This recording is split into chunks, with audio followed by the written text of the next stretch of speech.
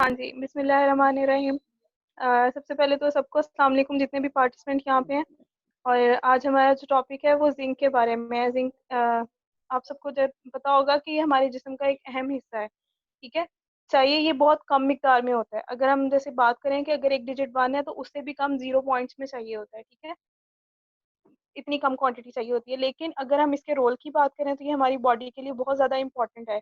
हमारे चाहे वो हमारी ग्रोथ हो यानी कि जो हमारा कद बढ़ा है, चाहे हमारे जिस्म में होने वाले बहुत सारे केमिकल रिएक्शंस हों, चाहे हमारे जिस्म में बहुत सारे जो बाकी प्रोसीजर्स हो रहे हैं उनके लिए भी बहुत ज़्यादा ज़रूरी है।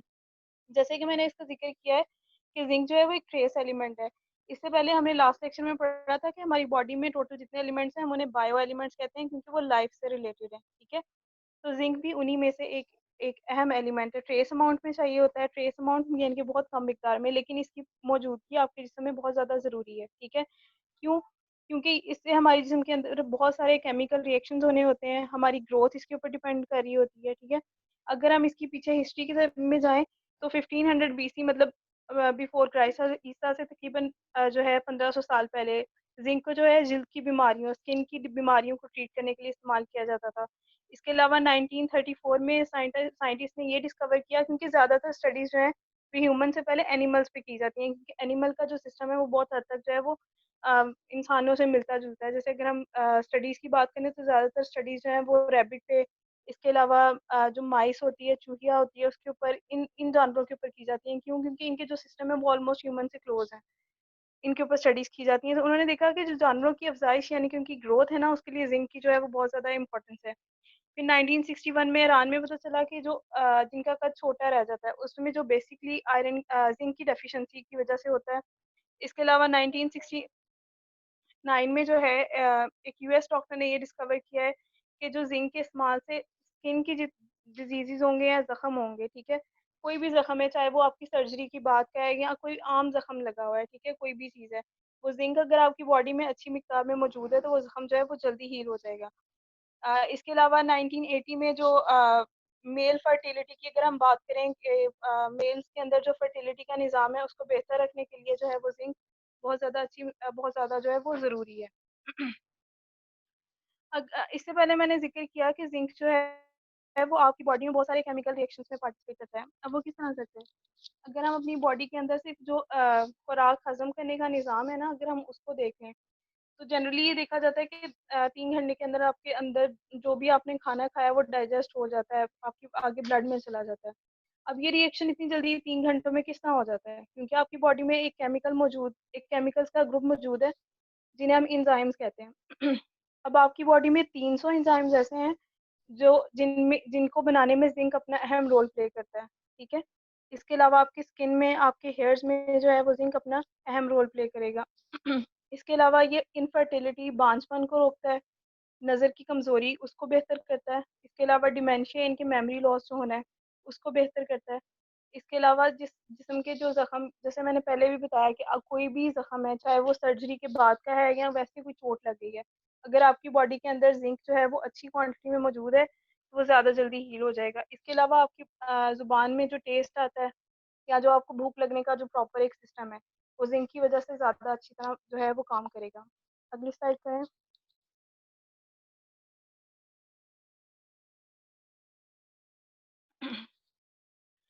जैसे मैंने बताया कि ज़िंक इतनी जगह पे इम्पोर्टेंट है, अब इसकी डेफ़िशिएंसी से क्या चीज़ें हो सकती हैं? जैसे मैंने बताया कि ज़ख्म जो है वो ज़िंक की मौजूदगी से ज़्यादा जल्दी हील हो रहा है। इसका मतलब है अगर डेफ़िशिएंसी होगी आपकी बॉडी में, तो आपका जो ज़ख्म है वो उतनी जल्दी हील नहीं होगा, आपका जो भूख लगने का निज़ाम है वो उतना प्रॉपर नहीं होगा, ठीक है? इसके अलावा नज़र जो है वो बेहतर नहीं होगी। इसके अलावा जो सबसे मेन चीज़ है वो होगी ग्रोथ, यानी कि जो बढ़ना है, कद का बढ़ना है या आपकी बॉडी की नॉर्मल ग्रोथ है वो इफ़ेक्ट होगी। अब अगर हम देखेंगे ज़िंक की कमी किन लोगों में होती है? ज़िंक की कमी उन लोगों में होती है जो एनिमल सोर्स यानी कि जानवरों के ज़रिए जो खुराक मिलती है उसका इस्तेमाल कम करते हैं। ज़्यादातर वो उस खुराक का इस्तेमाल कर रहे होते हैं जो पौधों से हमें मिल रही होती है, या वो उस खुराक का इस्तेमाल कर रहे होते हैं जो प्रोसेस्ड होती है, ठीक है? अब ज़िंक एक तो डेफ़िशिएंसी इस वज़ह से आ गई कि कोई इंसान है वो पौधों से लेने वाली खुराक जो है वो उसको ज़्यादा ले रहा है, ठीक है? और एनिमल फूड जो है उसको कम कंज़्यूम कर रहा है, यानी कि गोश्त नहीं ले रहा, अंडे नहीं ले रहा, बल्कि वो दालें और सब्जियाँ ये सब चीज़ें ज़्यादा प्रेफ़र कर सकता है। दूसरी ये चीज़ भी हो सकती है, आपको पता है कि आजकल फूड जो है वो प्रोसेस होके हम तक पहुँचती है, जैसे बने बनाए कबाब। अगर हम गोश्त की भी बात कर लें, बने बनाए कबाब आते हैं और भी बहुत सारी चीज़ें आती हैं। तो जब वो प्रोसेसिंग के अमल से गुज़र रही होती हैं तो ज़िंक जो है वो लॉस हो जाता है। इसके अलावा अगर ज़िंक आपकी फॉर एग्ज़ाम्पल बॉडी में चला भी जाता है, ठीक है? अब ज़िंक 2 सोर्सेज़ से गया है, एक जो है वो एनिमल सोर्स से गया है और एक प्लांट सोर्स से गया है, ठीक है? प्लांट सोर्स में जो है वो ज़िंक हमेशा कम क्वांटिटी में होता है और एनिमल जो सोर्सेज़ हैं उनमें ज़िंक जो है वो हमेशा ज़्यादा क्वांटिटी में होता है। यानी कि ज़िंक का अच्छा सोर्स जो है वो एनिमल यानी जानवरों से मिलने वाली खुराक है, चाहे वो गोश्त है, चाहे वो अंडे हैं, जो भी चीज़ है, ठीक है? लेकिन अगर हम दूसरी तरफ प्लांट्स की तरफ आ जाए ना, तो जो प्लांट से हमें ज़िंक मिलता है वो हमारी बॉडी में जाता तो है, लेकिन वो उतनी अच्छी तरह हमारी बॉडी में जज़ब नहीं होता। अब उसकी रीज़न ये है कि जो प्लांट्स के अंदर फाइबर होता है और इसके अलावा फाइटिक एसिड्स होते हैं। अब फाइटिक एसिड्स और फाइबर ये दोनों क्या करते हैं कि ज़िंक की जो एब्ज़ॉर्प्शन यानी कि उसका जो जज़ब होना है हमारे जिस्म के अंदर, उसको रोक देते हैं, ठीक है? अब इससे क्या होगा, पहली रीज़न क्या थी कि कोई इंसान है वो एनिमल फूड ले ही नहीं रहा, उसमें मतलब उतना प्रॉपर ज़िंक जा ही नहीं रहा। दूसरा, अगर वो प्लांट सोर्स से ले भी रहा है, तो वो फाइटिक एसिड और फाइबर की वजह से एब्ज़ॉर्ब कम हो रहा है। अब उससे क्या हो जाएगा, उससे प्रॉब्लम्स शुरू हो जाएँगे, डेफिशिएंसीज़ बॉडी के अंदर शुरू हो जाएँगी, ठीक है? अब इसकी ज़रूरत ऑब्वियसली सबसे ज़्यादा किसको ज़रूरत होगी? ऑब्वियसली वो लोग जो ज़्यादा जैसे ग्रोथ पीरियड में हैं, जैसे बच्चे हैं, ठीक है? इसी तरह लैक्टेटिंग मदर्स हैं, यानी कि दूध पिलाने वाली माएँ हैं, कोई प्रेगनेंसी में औरत है, उसको ज़्यादा ज़रूरत होगी, ठीक है? तो अगर ये चीज़ नहीं होगी आपकी बॉडी के अंदर, तो क्या होगा? आप जो बच्चों की ग्रोथ है वो इफ़ेक्ट होगी, ठीक है? इसके अलावा जो बाकी प्रोसेस हैं, जैसे कोई इंसान था उसमें पहले ग़िज़ाई कमी थी, उसका जो रिकवरी पीरियड है, यानी कि वो ग़िज़ाई कमी से अपने आप को रिकवर कर रहा है, लेकिन अगर उसमें अभी भी ज़िंक की डेफ़िशिएंसी जो है, वो रहेगी, तो वो जो ग़िज़ाई पीरियड कमी को पूरा करने का जो दौरानिया है, वो बढ़ता जाएगा, ठीक है? इसके अलावा ज़िंक लॉस कैसे हो सकता है आपकी बॉडी के अंदर से? जैसे कोई चोट लगी है और ब्लड जो है वो ज़ाया हो गया है, ठीक है? इसी तरह खून का बह जाना, वो किसी चोट की वजह से बह जाना, ठीक है? और पसीना ज़्यादा आने की वजह से, अब पसीना के सेंस में जब आपको पसीना आता है तो उससे सिर्फ पानी लॉस नहीं होता, उससे आपकी जिस्म के अंदर से बहुत ज़्यादा नमकियात भी लूज़ होते हैं, जिसमें से ज़िंक भी एक हो सकता है, ठीक है? या इसके अलावा आपके जो है यूरिन के ज़रिए भी ज़िंक जो है वो ज़ाया हो सकता है, या आपके गुर्दों का कोई मसला है, उस वजह से भी जो ज़िंक है वो ज़ाया हो सकता है। अगली स्लाइड कर दें।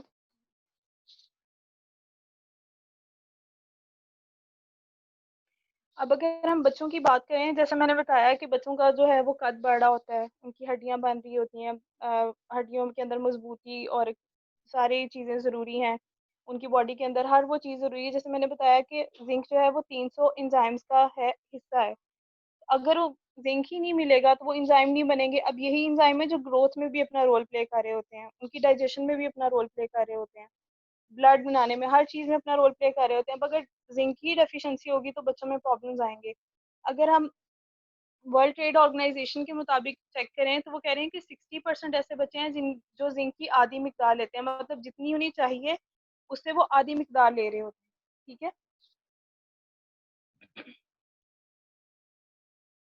और 1 से 6 साल के बच्चों में जिंक का इस्तेमाल 50% मियारी खुराक के मुताबिक है, मतलब उनके सिर्फ 1 से 6 साल में सिर्फ 50% ऐसे हैं जिनमें जो है वो फूड उसके अकॉर्डिंग चल रहा होता है। इसके अलावा अगर हम चाइना की बात करें तो उसमें जिंक की कमी जो है बच्चों में उसकी शरह जो है वो 60% ऑलमोस्ट जो है इतनी है। उसके बाद अगली स्लाइड पे अगर हम जाएँ, अब इसकी डेफिशिएंसी से क्या होगा?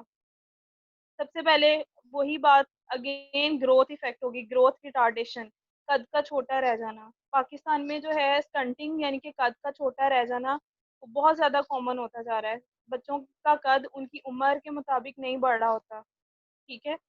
तो ग्रोथ रिटार्डेशन होगी, यानी कि कद का छोटा रह जाना। इसके अलावा दिमागी कमज़ोरी होगी, बच्चे उतने अच्छी तरह फ़ोकस नहीं कर सकेंगे। बोन्स वीक होंगी, बच्चों में भूख की कमी होगी तो ऑब्वियसली वो खाना उतना प्रॉपर नहीं लेंगे। पहले ही ऑलरेडी डेफिशिएंसीज़ हैं, जब वो खाना प्रॉपर नहीं लेंगे तो वो और जो है वो ग़िज़ाई कमी की तरफ जाएँगे, ठीक है?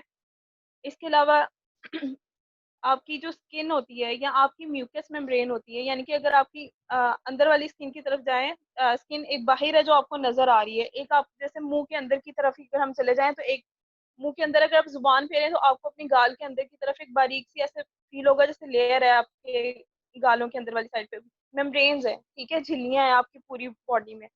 अब उसके अंदर जो है वो चेंजेस आ सकते हैं। इसके अलावा बच्चों के अंदर इन्फेक्शन होने के चांसेस बढ़ जाएंगे। अब इन्फेक्शन होने के चांसेस क्यों होंगे? अभी जब कोविड के डेज चल रहे हैं तो सब एक लफ्ज बहुत सुन रहे हैं, इम्यूनिटी इम्यूनिटी इम्यूनिटी, यानी कि आपकी बॉडी का जो हिफाजती निज़ाम है, ठीक है, जिंक जो है वो इम्यूनिटी में बहुत अहम रोल प्ले करता है। अगर जिंक नहीं होगा तो बच्चों में इम्यूनिटी कम हो जाएगी, उनके अंदर इन्फेक्शन होने के चांसेस ज़्यादा हो जाएंगे। अगर हम मर्दों में बात करें कि जिंक की कमी से क्या प्रॉब्लम्स हो सकते हैं, तो सबसे पहले उनका हेयर लॉस स्टार्ट होगा, ठीक है। इसके अलावा उनके अंदर बांझपन आ सकता है, भूख की कमी हो सकती है, याददाश्त की कमी हो सकती है, अगेन जल्द के इश्यूज हो सकते हैं।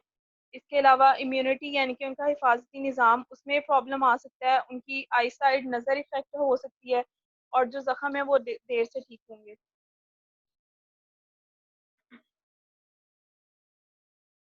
इसे अगली स्लाइड करें।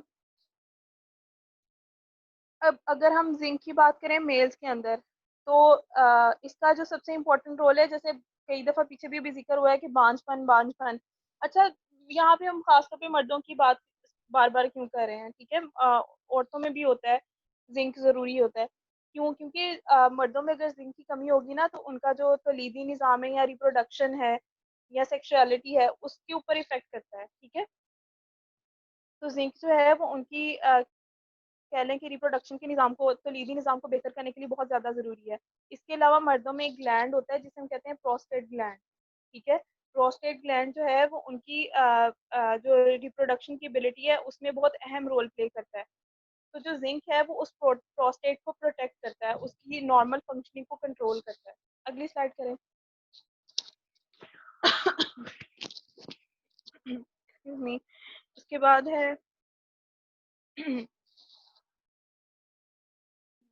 अच्छा, आप इस तरह करें, आप थोड़ा सा इजी हो जाए, मैं यहाँ से पीछे से थोड़ा रिपीट कर लूँ। हाँ जी, कर लें कर लें कर हाँ लें। जी, आप थोड़ा सा इजी हो जाए। तो हाँ, वो मुझे ना इस गले में यानी, थोड़ा इशू हो रहा हाँ है। मुझे समझ गला लग रही है, खराब कोई है। मसला नहीं है, इजी इजी कोई मसला नहीं। असल में ना जब आप यानी बोल रहे थे ना, मेरे माइंड में बहुत सारे पॉइंट्स आ रहे थे। तो जी जी। पहले पहले तो हम अगर बात करते हैं ना, आप इजी हो जाए, अब रिलैक्स हो जाए, मैं आपको 5 मिनट देती हूँ। तो नेक्स्ट फिर ठीक, इंशाल्लाह आप कंटिन्यू कीजिएगा, ठीक है। चलें, ठीक मैं यहाँ पे ठीक है। सबसे मुखातिब इस लिहाज से हूँ। आप हमने ना पहली स्लाइड पे एक चीज पढ़ी, फर्स्ट स्लाइड पे अगर हम लेके जाए ना, तो यानी जिंक जो है वो जिंदगी का फूल है। पहली स्लाइड पे हमें लिखा नजर आया, इसका मतलब है जिस तरह डॉक्टर साहब ने अभी बोला है ना, कि जिंक हमें बहुत थोड़ी मिकदार में चाहिए, यानी बॉडी को बहुत थोड़ा, यानी इसे ट्रेस एलिमेंट बोला जाता है। ट्रेस एलिमेंट उन एलिमेंट्स को बोलते हैं बॉडी में, वो यानी कि समझ ले चले, केमिकल लगा लें, वो ऐसे केमिकल रिएक्शंस हो रहे होते हैं जो जिनको जरूरत होती है प्रोसेस करने की, लेकिन थोड़ी मिकदार में। यानी एक तो हमारी बॉडी में होता है ना कि कार्बोहाइड्रेट्स लगा लें, प्रोटीन लगा लें, मिनरल विटामिन लगा लें, ये हमें एक मुनासिब और बड़ी मकदार में ये चीजें चाहिए होती हैं। लेकिन इन्हीं में यानी कि मिनरल्स में ही बहुत थोड़ी सी चीजें ऐसी होती हैं जो हमें चाहिए, तो बहुत शॉर्ट है, बहुत कम है, लेकिन उनका हमारी बॉडी के अंदर रोल बहुत ज्यादा होता है। अगर वो कम हो जाए तो हमारी बॉडी में बड़े बिगाड़ पैदा होते हैं। यानी अगर हम जिंक की बात करते हैं, तो जिंक को बार बार जिंदगी का फूल कहा गया। यानी कुछ अर्सा अगर हम पहले चले जाएं ना, पीछे चले जाएं, तो मेडिकल रिसर्च के मुताबिक यानी कि कहा जाता था कि बॉडी को, इंसान को जिंक की जरूरत नहीं है। यानी साइंटिस्ट नहीं मानते थे कि बॉडी को जिंक की भी जरूरत है। लेकिन अभी कुछ अरसे बाद यानी कि ये, अब तो हाल ये है कि अब तो नेस्ले की यानी कि पानी की बोतल लेना या एक्वाफिना या कोई भी, तो उसके ऊपर लिखा होता है जिंक प्लस एडिड, ठीक है। अभी हम देखें तो हमारी जनरेशन में भी जिस तरह हमने बहुत सारे पॉइंट्स डिस्कस किए, हेयर के लिए बहुत अच्छा है, यानी कि हार्मोन्स के लिए बहुत अच्छा है, और इंसानी बॉडी में यानी कि मेल एंड फीमेल हार्मोन्स जो होते हैं, टेस्टोस्टेरोन एंड एस्ट्रोजन, ठीक है ना, एस्ट्रोजन, दोनों के लिए जो है जिंक जो है ना वो जिंदगी है, ये जिंदगी की बुनियाद है।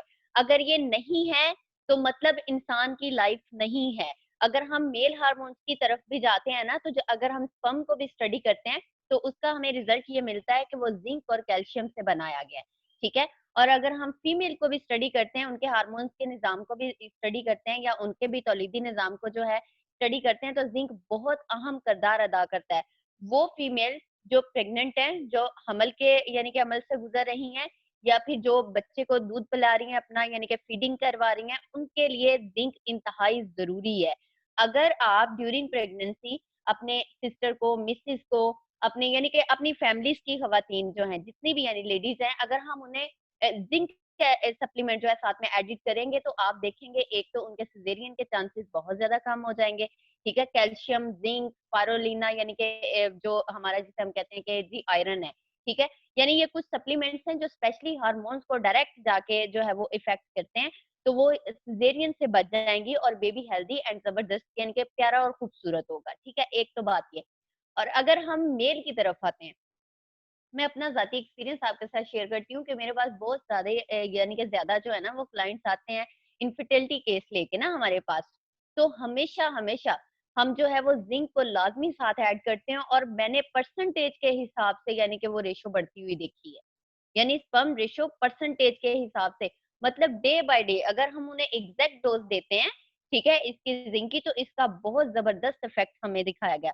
बाल गिरते हो उसके लिए बहुत एक्सीलेंट है। अच्छा, दूसरी चीज ये वो एलिमेंट है जो हमारी बॉडी जनरेट नहीं करती, बनाती नहीं है, हमारी बॉडी नहीं बनाती। अब कैल्शियम देख लें, हमारी बॉडी नहीं बनाती। जिंक देख लें, हमारी बॉडी नहीं, हमारी मजबूरी है कि हमने इसे बाहर से लेना है, हमने इसे डाइट में लेना है। और डब्ल्यूएचओ कहता है, वही जो यानी कि पहले साइंटिस्ट कहते थे कि जिंक बॉडी को नहीं चाहिए, अब वो कहते हैं कि नॉर्मल रूटीन में डेली बेस पे हमें एक मुनासिब मकदार जिंक की चाहिए होती है। बल्कि रिसर्च से ये भी साबित हुआ कि हमें अगर 15 मिलीग्राम डेली जिंक चाहिए एक नॉर्मल इंसान को, तो अगर उसकी रेशो जो है वो 3 मिलीग्राम तक गिर जाए, यानी हम डेली जो है वो डेफिशिएंसी डेफिशिएंसी हुई जा रही है, हुई जा रही है, हम अपनी डाइट में नहीं ले रहे, तो कैंसर कॉजेज और इन्फेक्शन पैदा होते हैं। क्योंकि इम्यूनिटी, जिस तरह डॉक्टर साहब ने बात की कि इम्यूनिटी लॉस्ट हो जाएगी ना, तो जब इम्यूनिटी नहीं है, बॉडी के अंदर ताकत नहीं रहेगी, तो इन्फेक्शन चाहे जिस भी सूरत में हो, बैक्टीरियल इन्फेक्शन हो, वायरस का इन्फेक्शन हो, ठीक है, या किसी भी शेप में हो, तो वो हमारी यानी जो पैथोजेंस हैं, जो बाहर के जर्म्स हैं, वो बहुत जल्दी हमारी बॉडी को अटैक करते हैं।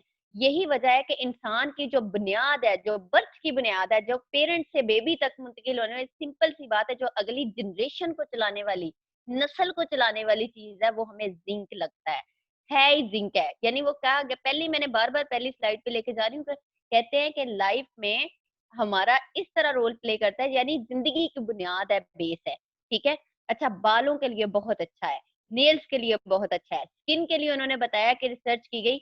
अच्छा, मैंने अपने क्लाइंट्स की मैं बात करती हूँ जिन्हें फ्रेकल्स होते हैं ना, आज भी मेरी डॉक्टर क्या उनका नाम था, अंसा, डॉक्टर अंसा से बात हो रही थी और वो कह रही थी कि हाउ कैन पॉसिबल के ये जो फ्रेकल्स हैं ये ठीक हो जाएं। कहती एक तो है ना कि अगर न्यूट्रिशन डेफिशिएंसी है, अगर एचबी वगैरह कम है, तो हम उन्हें जनाब स्पारुलिना या दे सकते हैं। तो फिर आप कैसे कह सकती हैं कि हम जो है वो सप्लीमेंट यूज करवाते हैं तो ये ठीक हो जाएगा? मैंने कहा जनाब कि कोई रिएक्शन ही है ना, मीन टू से अगर उन्होंने कोई क्रीम यूज किया या गलत किस्म का कोई यानी कि ट्रीटमेंट लिया स्किन का और वो स्किन डेड हो गई है, ठीक है, अगर हम उसे रीजनरेट करना चाह रहे हैं, अगर उन डेड सेल को दोबारा एक्टिवेट करना चाह रहे हैं, ठीक है, तो मैंने कहा मैंने इतने शानदार रिजल्ट लिए हैं, इतने शानदार रिजल्ट लिए हैं ना जिंक से, बहुत जबरदस्त। मतलब फ्रेकल जो हैं वो दिनों के हिसाब से कम होना शुरू हो जाती हैं। सेल रिजुविनेशन, एंड वो भी हम इंशाल्लाह स्टडी करेंगे, सेल रिजुविनेशन भी, जो डेड सेल को दोबारा एक्टिव करके, तो जिंक को जब बॉडी तक उन डेड सेल तक पहुंचाता है, तो हमारी वो स्किन जो है वो दोबारा डेवलपमेंट की तरफ आती है, रीजनरेट हो जाती है, फ्रेश हो जाती है, और फ्रेकल और ये झुर्रियां वगैरह जो है ना ये कवर होना शुरू हो जाती है, ये खत्म। एंटी एजिंग, जो लोग कहते हैं हमें भूख नहीं लगती है, ठीक है, भूख मुझे लगती नहीं है, तो जिंक जो है ये एपेटाइजर है। ओके जनाब, अगर ये 10 मिनट्स के बाद वो कह रहे हैं कि लिंक एंड हो जाएगा, खराब भाई कह रहे हैं, तो हमने सेम लिंक को दोबारा रीज्वाइन कर देना है, ठीक है। अच्छा जी, तो बात हो रही थी कि स्किन के रेलिवेंट, तो स्किन के और दूसरी चीज, अब अगर फीमेल का मेंस्ट्रुअल साइकिल हम देखते हैं ना, तो उसमें जाहिर है ब्लड से बहुत ज्यादा जिंक वेस्टेज हो जाता है, और बहुत ज्यादा फीमेल्स को ये भी शिकायत होती है, पेन बहुत ज्यादा है, फटीग बहुत ज्यादा हो जाती है, मुझे गुस्सा बहुत आता है, चिड़चिड़ापन बहुत ज्यादा है, मेरा दिल करता है मैं यानी कि जान ही ले लूं किसी की, ये वाली सिचुएशन उन डेज में होती है। तो जो जिंक इस्तेमाल करते हैं उनके लिए ये भी प्रॉब्लम जो है ये बहुत हद तक इंशाल्लाह सॉल्व हो जाता है, ठीक है। दूसरी बात आती है कि हमारे एक रेशो के मुताबिक जो है, यानी पहले हमने मेल की बात की, अब मैंने फीमेल की बात की, अब आते हैं बच्चों पे, ठीक है। बच्चों पे ये किस तरह इफेक्ट करता है कि पहली बात तो ये है कि ये ग्रोथ ईयर्स में बहुत अहम किरदार अदा करता है। अभी उन्होंने चाइनीज का भी जिक्र किया क्योंकि ये चाइनीज की स्लाइड है, उन्होंने अपने तौर पे यानी कि अपने सबसे पहले उन्होंने अपने कंट्री को यानी कि लेके किया कि वहां पे भी क्या होता है, वहां पे भी जो है वहां पे कद का बड़ा मसला है ना, तो उन्होंने कहा क्या वजह है कि हमारे कद क्यों इतने छोटे हैं, हमारी हाइट्स क्यों छोटी रह जाती हैं। तो एक रिसर्च से साबित हुआ कि उनके भी 60% बच्चों में, क्योंकि वो लोग वेजिटेरियन ज्यादा हैं, ठीक है ना, वो यानी कि फ्रूट ये सब्जियां वगैरह ज्यादा खाते हैं, वो मीट और हैवी फैट्स वगैरह जो है ना ये कम लेते हैं। तो उन्होंने यानी कि बताया गया उस रिसर्च में कि 16% बच्चों में जिंक डेफिशिएंसी है। तो यही बात अगर हम अपने लोगों में अप्लाई करें, उन्होंने फिर बताया कि जिंक कितना जरूरी है, और अब उनकी जनरेशन ने अभी न्यूली यानी कि रिसर्च जो हमें मिली है ना चाइनीज की, उन्होंने अपने ग्रोथ में, अपने कद में तकरीबन 2 से 3 इंच का इजाफा किया है पिछले कुछ सालों में, जिंक पे काम करके। इतना शानदार रिजल्ट है जिंक का, ठीक है। अब यही अगर हम अपनी कम्युनिटी पे बात लेके आते हैं, अपने माशरे पे लेके आते हैं, अपने बच्चों पे लेके आते हैं, हमारे बच्चों में ये बहुत ज्यादा इशू है। पहले होता था माशाल्लाह 6-6 फीट की हाइट होनी और लगना कि कोई मर्द खड़ा है ना। तो अब मुझे समटाइम मैं सोच रही होती हूँ, मैं कहती हूँ कि कोई यानी बच्चों में वो चीज रह ही नहीं गई ना। यंग अगर हम लड़के देखते हैं, बच्चे देखते हैं अभी आते, तो एज का तो जो इशू है सो है कि हम अपनी एवरेज एज भी कम करते जा रहे हैं, उसके साथ हमारी हाइट बहुत ज्यादा अफेक्टिव है। बच्चों के चेहरों पे रौनक ही नहीं है, यानी वो लगता ही नहीं है। वो सब कहते होते हैं कि इतना ही लगता है कि जिद्दां जवानी पिछों दी लंघ गई, ठीक है ना। तो हम खुश हो रहे हैं तो जवानी आने वाली है, बस अब हम ना 20 साल के हो गए हैं तो अब मजा आएगा। तो सब कहते हैं वो जब 20 साल का बंदा होता है ना, लगता है कि पिछों दी लंघ गई, ठीक है ना, वो हमें पता ही नहीं चला कि कब आई और कब चली गई, ठीक है ना। तो ये हमारे साथ सिस्टम हो रहा है। इसका मतलब है हम डेली जो है वो हाई लेवल पे जो है वो जिंक डेफिशिएंसी का शिकार हैं।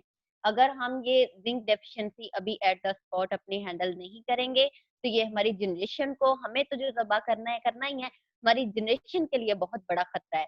हैजे से, ये पेट के प्रॉब्लम से, जब भी एब्डोमिनल प्रॉब्लम्स की बात आएगी, पेट के प्रॉब्लम्स की बात आएगी, तो वहां पे जिंक सबसे अहम चीज है। ये भी मैंने डॉक्टर हफ्सा से सीखा था, मेरी टीचर है।